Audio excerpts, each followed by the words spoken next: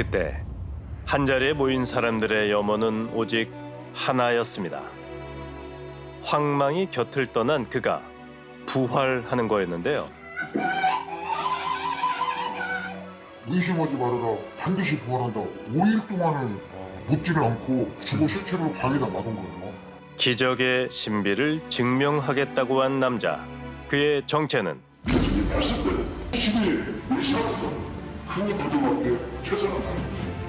일명 은하교라는 단체에서 하늘아버지라 불린 박사천 씨였습니다. 이미 많은 신도들 앞에서 기적을 보여줬다던 박 씨. 이제 내가 죽었어. 여기서 내가 깨어나는 걸 보겠다. 기적도 아니야. 몇 해 전 있었던 103일의 금식 기도 역시 그중 하나였습니다. 전 인류를 살리는 조건으로 100일 금식을 기하셨어요. 그리고 103일 만에 내 아버지께서 죽었습니다. 그리고 15일이 지났는데 깨어나셨어요. 사망한 지 15일 만에 박 씨가 다시 살아났다는 겁니다. 생존병사에 얽혀서 고통받는 세상을 없애 영생의 기대를 열어서 다시는 죽지 않고 영원히 전투를 이룰 수 있는 지상 정복을 이루어 주로 완료한. 그런데 지난 11년간 1,800여 명의 은하교 신도를 이끈 사람은 하늘아버지 박 씨만이 아니었습니다. 하늘 어머니로 불린 박 씨의 아내 유진실 씨, 그리고 영적 아들로 불린 박 씨의 지인 민창호 씨, 세 사람은 이른바 삼위일체라 칭해지며 은하교의 공동 교주 역할을 하고 있다는데요. 이들이 설파하는 교리엔 한 가지 특별한 점이 있었습니다. 평생 삼성 계열보다 더 부자를 만들어주고 영원한 하나님의 축복을 줘서 취직을 시켜서 온 가족의 평생 의식주를 해결할 수 있도록 책임지겠다. 신도들이 평생 돈 걱정 없이 살 수 있을 만큼의 엄청난 부를 책임지겠다고 한 은하교의 교주들. 이 조직의 힘은 무섭습니다. 왜냐? 각자가 정부 사업가로 출발합니다. 여러분들 전체가 전 세계 최고의 가투가 되는 260년을 만드는 게 제 그림입니다. 신도들 역시 부자가 되어 영원히 사는 삶을 꿈꾸며 은하교의 새 교주를 따랐다고 합니다.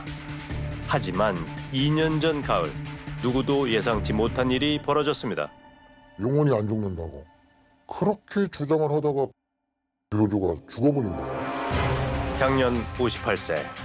부활한다던 하늘아버지 박 씨가 끝내 숨진 겁니다.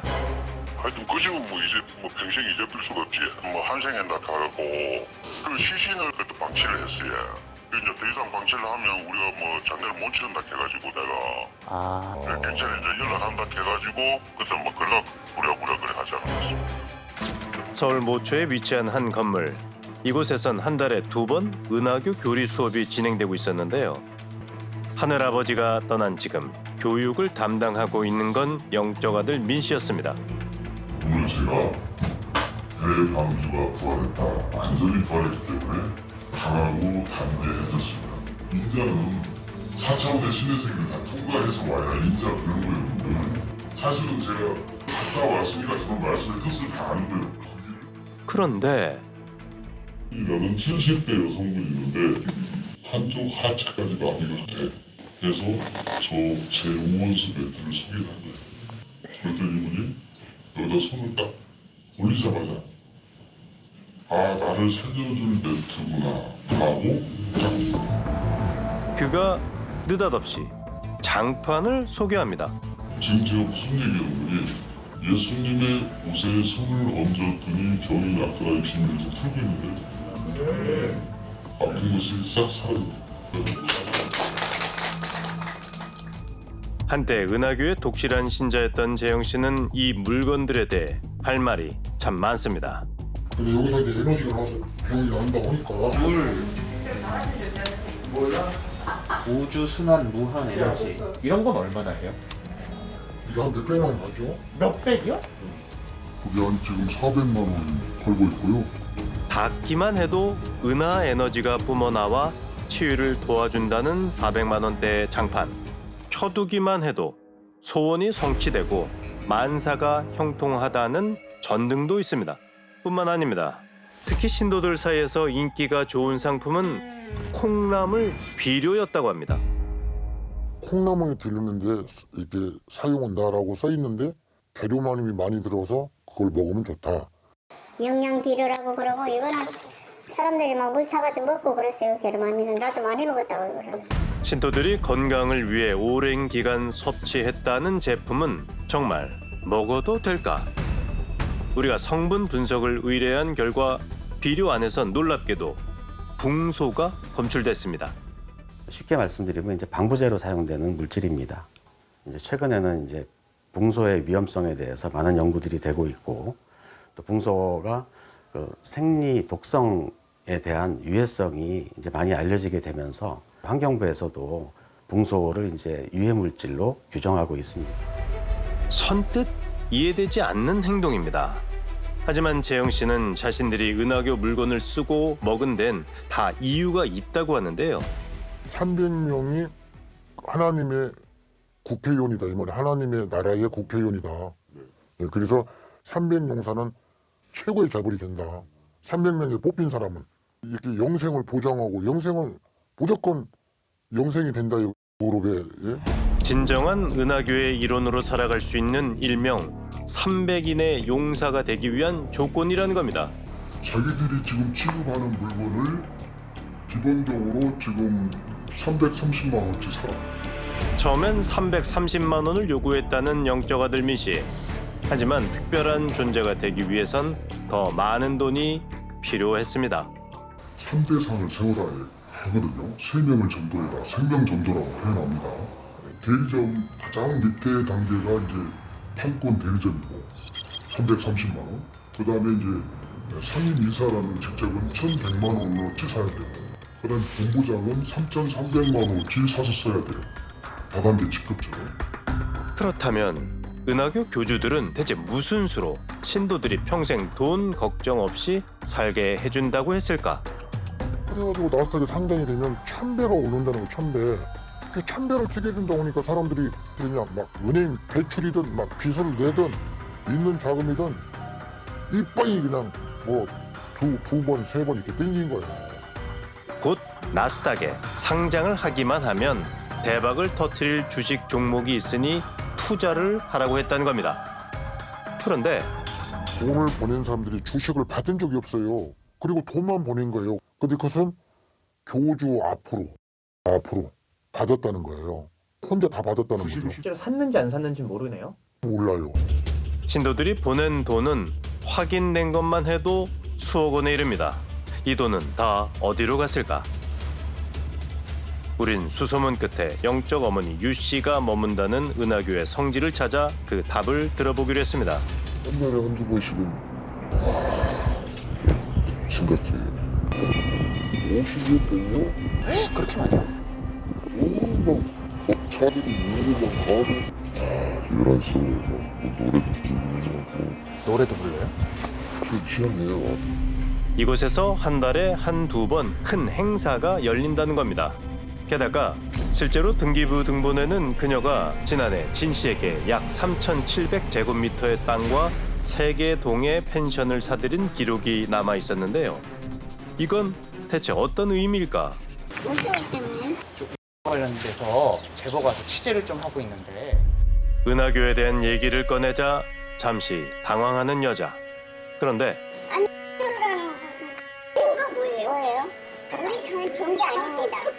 솔직히 종교는 뭘 잘못 알고 있습니다. 여기 선생님 펜션 아니에요? 그쵸? 제 집도 가는데요. 뭐 어떤 거에 대해서 그럼 혹시 선생님은 언제 들어오세요? 정확한 시간을 잘 모르겠어요.